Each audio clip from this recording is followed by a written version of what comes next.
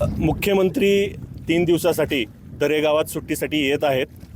मुख्यमंत्र्यांच्या घरी जाण्याचा प्रवास किती कठीण आहे हे आपण बघू शकता. मी आत्ता कोयनेच्या जलाशयात आहे. हे कोयनेचं बॅकवॉटर आहे, शिवसागर ह्याला म्हणता मध्ये. इथं बघू शकता नावा कशा आहेत आणि वरपर्यंत पाणी असतं. मात्र आता पाणी संपूर्ण हे उन्हाळ्याचे दिवस आहेत आणि पाणी खाली गेलेले आहे. साधारण 100-150 फूट पाणी खाली गेलं असेल, बरोबर आहे ना? हां, तर इथले माझ्याकडं एक नावेतनं आम्हाला मुख्यमंत्र्यांच्या घरी घेऊन जाणारे जनावरांचे डॉक्टर साठे म्हणून आहेत.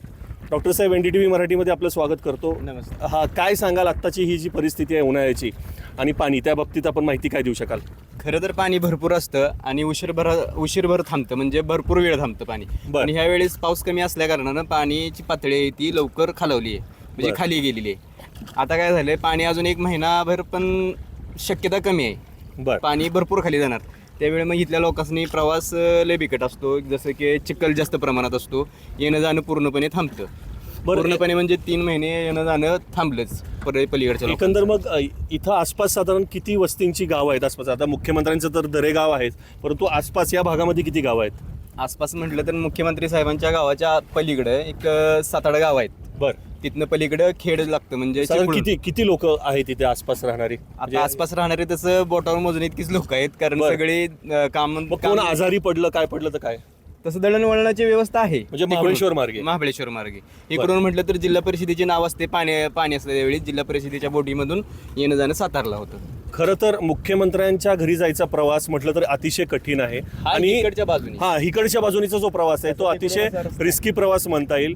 होडीमधनं हा प्रवास करायचा. आणि हे शिवसागर जे जलाशय आहे हे साधारण 500 फूट खोल आहे असं म्हटलं जातं.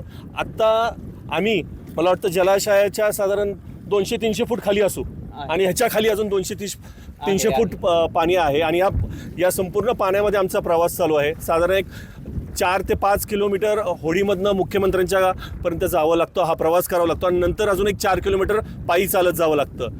अशाही परिस्थितीमध्ये लोक महाराष्ट्राचे मुख्यमंत्री यांना भेटण्यासाठी येत आहेत. माझ्या पाठीमागं बघू शकता प्रशासनाच्या फार मोठ्या प्रमाणामध्ये इथं गाड्या आलेल्या आहेत, लोक येत आहेत. एकंदरच मुख्यमंत्र्यांचा 3 दिवसाचा प्रवास हा दरेगावामध्ये कसा होणार आहे हे NDTV मराठीच्या माध्यमातून आम्ही आपल्याला दाखवणार आहोत.